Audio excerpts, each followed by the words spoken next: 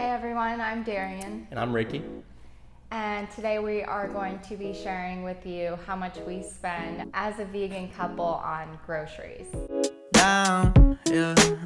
I've been feeling so. There is a misconception that being vegan means that you are spending way too much money on food, and that is simply untrue. It really varies depending on what products you're buying and really what kind of vegan you are. Any one grocery store is going to have plenty of vegan options for you to live a sustainable vegan lifestyle. We will break down our grocery bill, what we're buying, and what we're spending on those items for you guys to get a good idea of what you can buy for one price. And this is kind of an average across, numerous grocery stores. Sometimes we'll shop at Publix, sometimes we'll go to Whole Foods, sometimes Walmart occasionally. Each of those stores might have different variations of vegan products or brands, and we like to mix it up, try new things every once in a while. So again, it's kind of just an average across the board of all those stores. So we will first talk about our produce. Walk around like who you, yeah, just some. Okay, we kind of have our little handy dandy list right here, but like she mentioned, our first category of breakdown is produce. Obviously, it is a combination of our fruits, vegetables, things like that. So we get bananas, avocados, lettuce, spinach, kale, carrots, onions. I like to make salsa probably more than the average human being. So I get a bunch of tomatoes, cilantro, lime, onions. I think I already mentioned onions. Serrano peppers or jalapeno peppers, any kind of peppers like that, just kind of mix up the flavor every once in a while.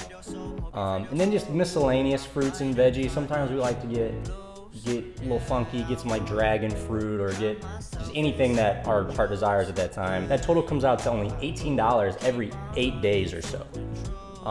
And that's a pretty wide range of things. Yeah, so we go grocery shopping about every 8 days, and everything on this list is what we buy regularly. So that kind of wraps up the produce. Very straightforward. The next category that we broke down for you is pantry items.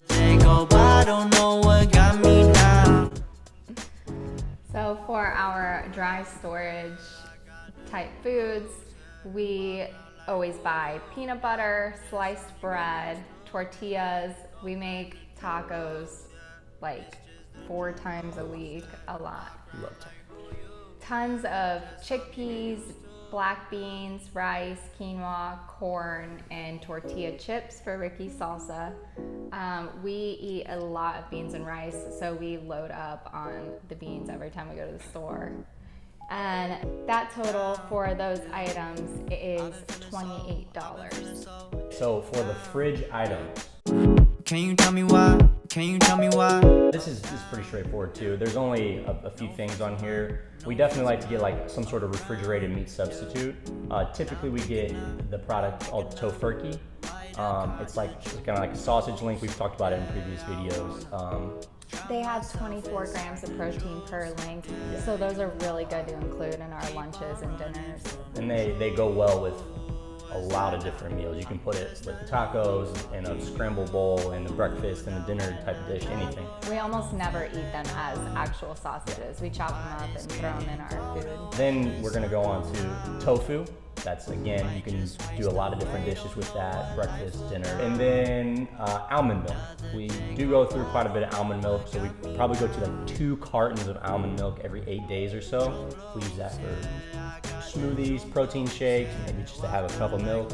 And that total comes to about $20 every 8 days. So the next category we're gonna move on to is frozen foods. For frozen foods, we have frozen fruit for our smoothies, meatless crumbles, which is a slightly more pricier item that we buy to include in our dinners. It's great for tacos, it's great for stir fries. Yeah, like dirty rice bowls, anything like that. Yeah, so we do splurge on that, but it really balances out with all the produce we incorporate in rice and beans. And with the meatless crumbles, they have a lot of different brands you can get. Obviously, probably the top of the line would be Beyond Meat, something along those lines. But a lot of your grocery stores have their own like house brand. And in my opinion, I think they taste still really good. And they typically are a couple bucks cheaper per pack. So try it out. Those are the type of foods that will rack up your bill if you're only buying these types of substitutes. Then we also have peppers. We always buy frozen peppers and onions for stir fries, Southwest bowls, tacos. It's just really convenient instead of chopping up all these different peppers and onions. So this total for our frozen foods comes out to $18. A few moments later. So all of these items are what we buy every 8 days or so when we do a regular trip to the grocery store. And our bill usually comes out to a grand total of $84. And so that'll range by a few dollars, but right in that range is what we're spending every 8 days regularly on food. We did not include some things that we don't buy every 8 days that last us a bit longer. Yeah.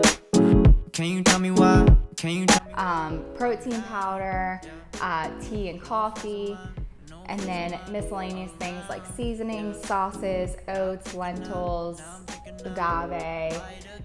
So we broke down the prices for those, how often we are using those, and I'll let Ricky share that with you.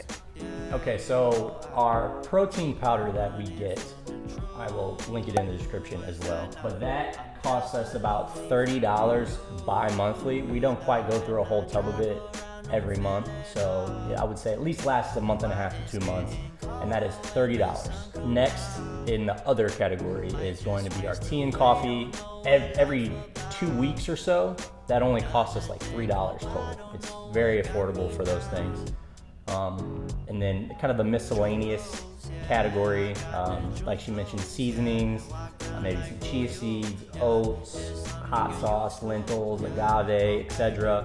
That is going to total to $15 a month.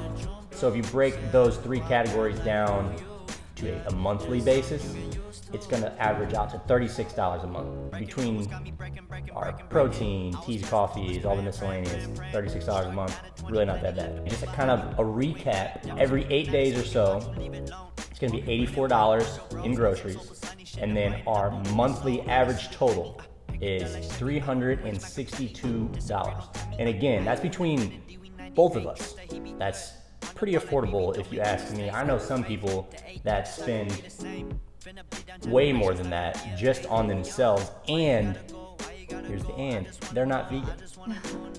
Yeah, meat can be really expensive if you're eating it regularly. We don't buy vegan cheese very often unless there's something we might want a pizza or a quesadilla every now and again. So. Right, something specific.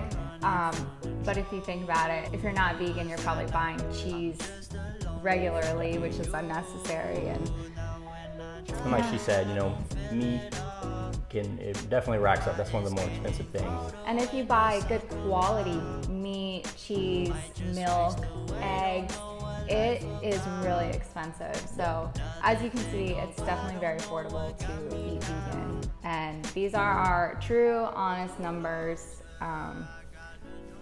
We took some time to make sure we got the most accurate numbers possible. Yeah, so if you liked this video, please give it a big thumbs up and please smack that subscribe button.